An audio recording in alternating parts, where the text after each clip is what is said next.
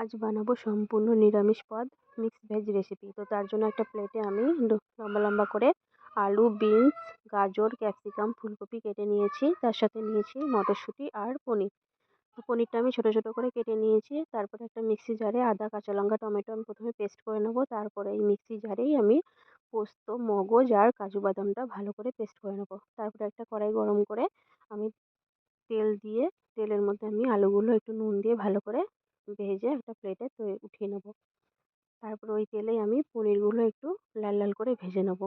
পনিরটা খুব নরম, তো তাই খুব হালকা হাতে আমি নেড়ে এটা ভালো করে একটু ভেজে প্লেটে তুলে নেবো।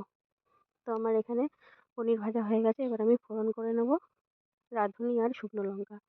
তো এখানে ফোড়ন করা হয়ে গেছে। ফোড়নের মধ্যে আমি দিয়ে দিলাম সবজিগুলো, ফুলকপি, গাজর আর বিনস। তো এগুলো ভালো করে আমি একটু ভেজে নিয়ে মটরশুঁটি আর ক্যাপসিকামটা দিয়ে দেবো।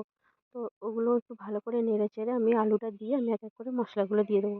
প্রথমে দেবো নুন, তারপরে হলুদ দিয়ে ভালো করে নেড়ে চেড়ে এবার আদা, কাঁচা লঙ্কা আর টমেটো পেস্টটা দিয়ে দেবো।